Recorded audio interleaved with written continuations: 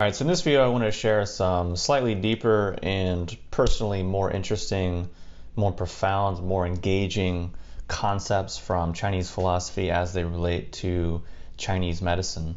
I think this is important because too often a lot of practitioners and just people in general tend to see life in a very kind of mundane, very small-minded type of way.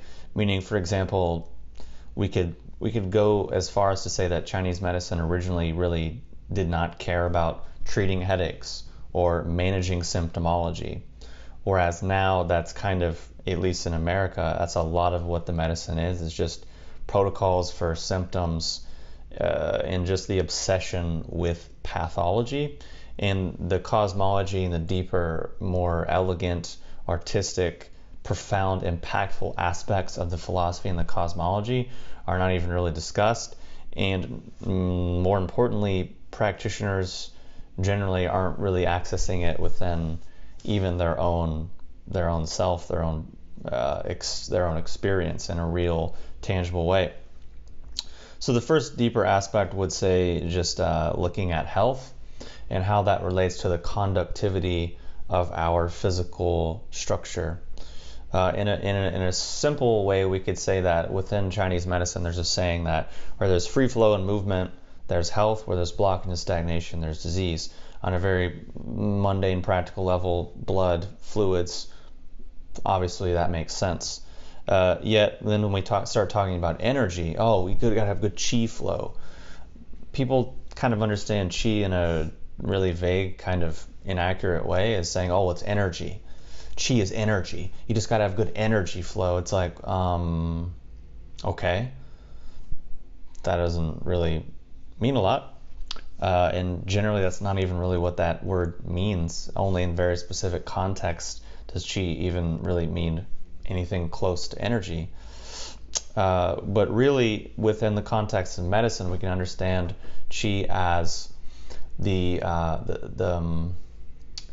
flow of information along a certain line or along a certain organ pathway, or basically a certain set of processes and functions that an organ is going through or is responsible for, which we understand anything about Chinese medicine. There's 5 elements, 5 organs, these basic things. Yet taking it into a deeper level, we can understand that some of the original names for the meridians would be heavenly streams. Heaven doesn't mean like, Jesus is coming down through my channels. No, heaven meaning more yang, more ethereal aspects of existence, i.e. consciousness.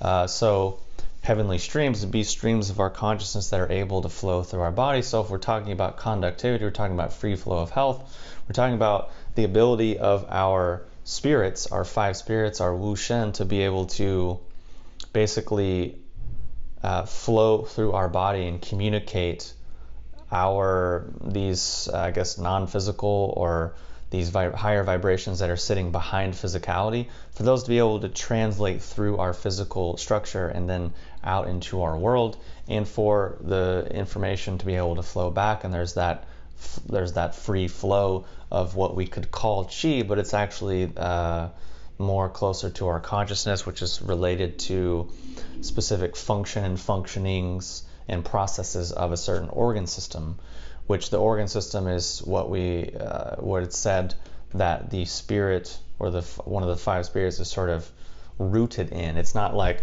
you have a spirit living in your liver. It's more like it's kind of something that's a bit connected and rooted to something that's sitting behind physicality and is basically translating, let's say, our Ming or a deeper aspect of ourselves, translating that through our consciousness, and that is the degree that is expressed and flowing through us.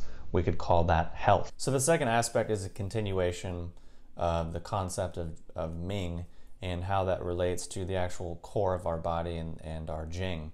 And you'll read a lot in Chinese medicine books, and people commonly understand Jing, and they'll say like, Jing is like your sperm, it's like your essence, it's like your bone marrow, and it's your brain. And people will think Jing is like this finite fluid or this finite substance that you only have so much of, and so you shouldn't ejaculate, you shouldn't have sex, you shouldn't live, you shouldn't do this because you're using up your Jing and you're going to die.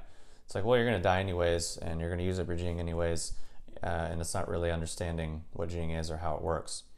So getting back to the point of Ming, really what a lot of that is addressing and touching upon is that the bones, the bone marrow, these deep aspects of our physicality have a deep connection to our Jing, which our Jing is manifesting through our Ming. So it is saying that basically health, longevity, is the ability for that deep aspect of ourselves, meaning our actual life path of our spirit through this physical dimension, to be translated and expressed through the actual core of our body, i.e. manifesting through our Jing in the deep core of our body, i.e. Jing, bones, bone marrow, brain, that type of thing. It's really a pretty deep connection to Ming, and like both examples, it's really relating to some aspect of ourself that's not physical, that's existing at a higher vibration, that's being translated through our physical experience, in that basically health and disease is intimately related to that relationship. So we start talking about, oh, I have a headache, or oh, I have a low backache. People say, oh, you got a headache there because your gallbladder's upset because you ate fried chicken last week. Oh, okay.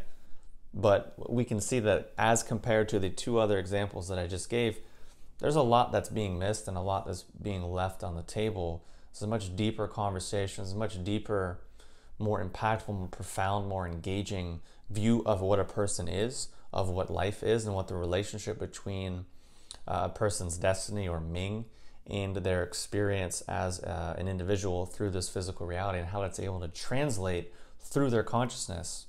And health and disease is really intertwined with the free flow of these two things, and actually finding health and disease can be found looking at the relationship between those things.